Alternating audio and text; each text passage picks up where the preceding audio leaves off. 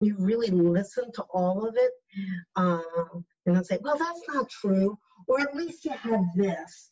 If you can just let them tell their story, letting those thoughts, those dark thoughts, have the light of day, I think has incredible power. But it's hard. It's hard to sit there when somebody is crying and in pain and just let them go for as long as they have to be that catharsis. But yes, I do think it would help. I also think that there is a part of this professional identity that has a framework, and it works for not only my situation, but others. Would you like me to talk about that for a little bit? Yeah, I do, because I think it has application to other professions. But I want to go back to the darkness and maybe explain something to the audience if you're curious. There's a lot said about the shadow aspect of humanity and how we deny part of ourselves that we don't want to acknowledge. Carl Jung talks a great deal about this. And the idea is that as human beings, we have infinite potential psychologically. We have limitless capacity to grow and to develop and learn new things in advance. But we also have to acknowledge that we have the capacity for both great and terrible. And so when we can confront that which we have carved out or denied or suppressed in ourselves, as we see it in other people, say, for example, the concept of suicidality altogether. If I'm raised in a family that's very invalidating and taught that, you just don't talk about those things. And then one of my colleagues comes forward with one of those things, not knowing how to handle it becomes an exercise in avoidance, not of the other person's struggles, but of our own discomfort. And we see this a lot in the counseling world in groups, where in group settings, you got a handful of people all circled around, you're doing some processing, and somebody bursts into tears over whatever the topic is.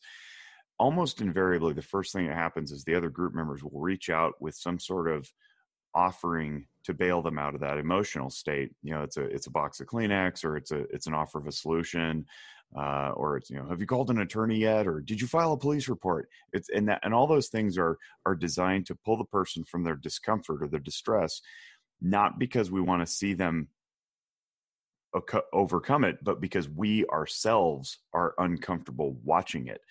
And I think it's important to notice that if you feel that in yourself, because somebody comes to you with a really difficult situation, whether it's an impending divorce, or it's suicidal ideation, or a child who's self-harming, or any one of those things that can maybe come up over a lunchtime conversation, or cocktails at the bar, and this person's just struggling, the important thing is to stay out of the way and be okay sitting in their discomfort, because to do anything else is quite invalidating, and it shuts down the dialogue. And what you risk is sending the message like all your colleagues sent to you, which was, don't come to me with that. And then you turn around, and after a while, you don't have anywhere to go with it. So if you're listening and you're wondering, like, oh yeah, I've had that conversation with my friend or my neighbor or whatever, my cousin, the best thing you do is just be present. Just listen. Because often if they're coming to you, it means they trust you and that you're a safe space. And if you take that away from them, chances are really good they're not going to be able to get through it. So I just wanted to throw that out there. But yeah, talk about the professional identity stuff, and because I think that's generally applicable. Yeah, I think particularly for physicians, one of the things that leads to problems and suicidality is a problem in the workplace, malpractice, a bad outcome, something that you think that you did wrong. And it's not just like you made a bad decision. It's magnified to, I must be a bad doctor. Would anybody else have done this? I didn't do something fast enough or right enough. And looking back, I've heard the retrospectoscope is painful. It becomes very clear what you should have done if you look back.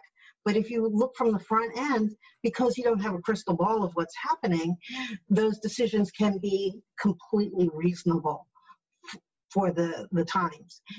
And so there is this coined phrase called second victim syndrome that I think is really applicable in a lot of ways, and it was applicable in mine, that the first victim is the patient and the family. They suffer the illness, the event. Sometimes it may be a medical mistake, or it could just be a bad outcome. I'm going to tell you, if you were in Las Vegas when that shooting happened, it was a bad day being an emergency physician and seeing that happen and seeing the numbers of people. If you had a school bus that was in an accident and there was multiple children, that's a bad day. And we have these things that the patient is injured. We didn't have anything to do with making that, but we take on the injury ourselves. We have a humanness in us that is hurt by that. So there's a wide spectrum of how that can happen. How a second victim syndrome can happen. And when there's 6 stages, and I may not remember all of them, but the first 3 happen immediately, and they can happen together. You have these bad feelings, you have intrusive thoughts, you start replaying the event, and you get in this cycle. And that can be a malpractice case. That can be that, like mine, my child was diagnosed with a brain tumor and I thought I missed it. It could be that you're in a sporting event and somebody looks like they're having a seizure and it's actually a cardiac event, and could have made a difference if you went for the automatic defibrillator a couple minutes early because you didn't realize that this wasn't a regular seizure. These are things that I've heard from people, and they replay those events. And what we don't realize is that the healing comes in the next part. It's called enduring the Inquisition. And as you're talking about the questions, and did you file a police report, and did you do this, and did you do that? This natural wanting to question about how to help oftentimes makes it worse, because those rapid fire questions are the Inquisition.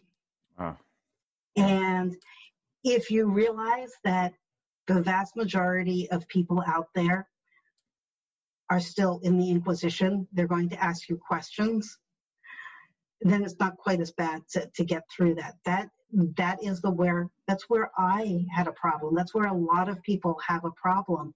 It's the judgment and the shame and the terror that comes with those questions. I said, I don't like liminal space. You ask the question and you're waiting for the response. And I can feel a lot of awful things on what the response is going to be in that gap.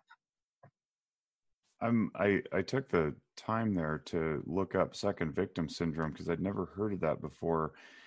It looks like an Albert Wu came up with this circa 2000, and it sounds a lot like what I've referred to as vicarious trauma as well. And I think the stages, I'm going to have to read more about this, but it looks like the stages could pretty much overlap my understanding of what vicarious trauma is. And for those listening who don't understand the lingo, maybe prior to 9/11, we as a clinical community didn't really believe that vicarious trauma could happen. We had the understanding that if you had experienced trauma, the events directly affected you. They directly impacted you. We didn't think you could have any sort of traumatic response based on just simply witnessing things.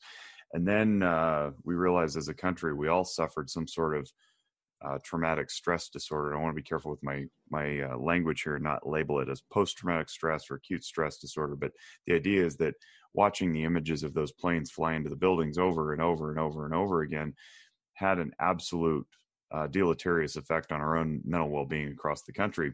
And then we kind of woke up and went, ooh, maybe this is a thing. And it sounds like second victim syndrome might fall into that, except as instead of being bystanders, you're actually responsible for treating the wounded and then taking on that pain yourself. Does that sound like your understanding of it? I think it's probably overlaps a lot. I think it's reframing the words for our community, and it is one that is in healthcare. That it rings true to me in that I think vicarious trauma may ring true to other communities, but it's probably the same.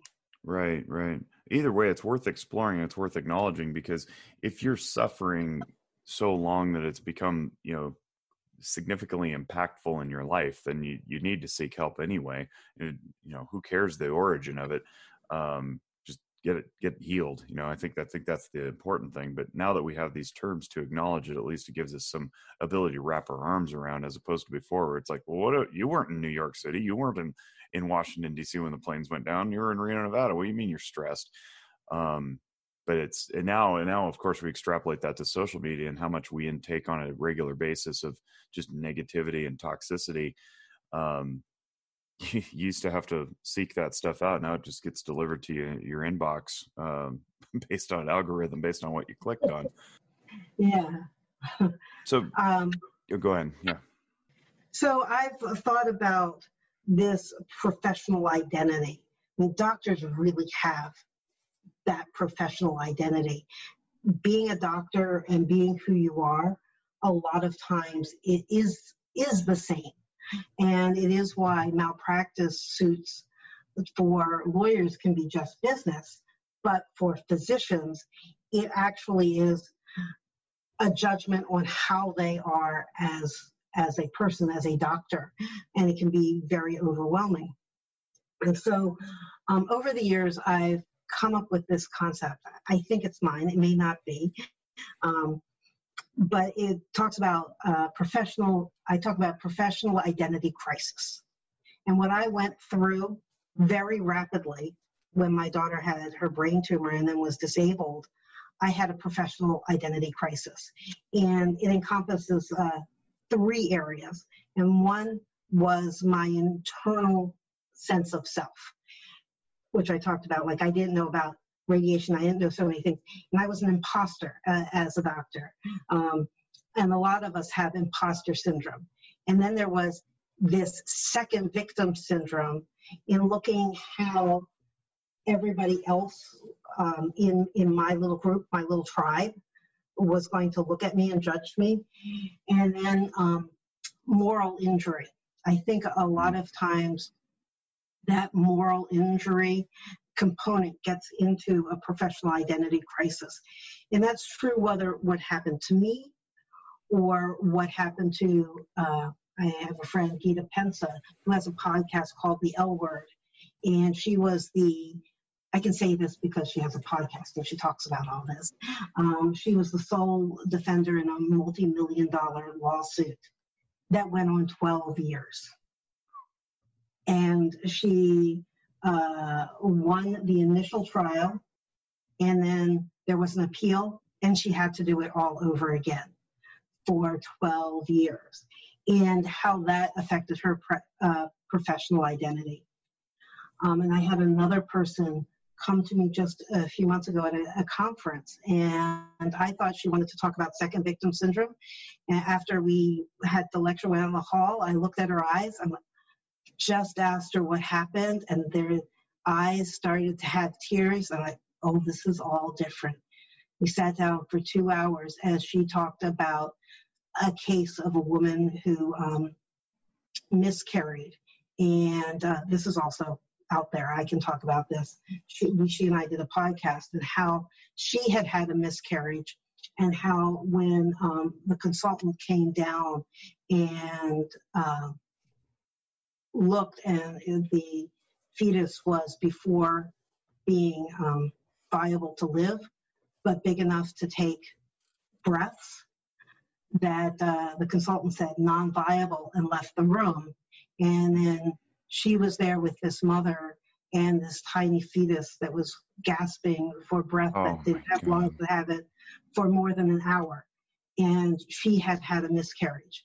And she just, wow. The imposter syndrome of maybe I should have done something with this consultant, and feeling for the patient, and that maybe she wasn't the best advocate, and that this happened to begin with. She just disintegrated. And now I see this that it happens that there's people that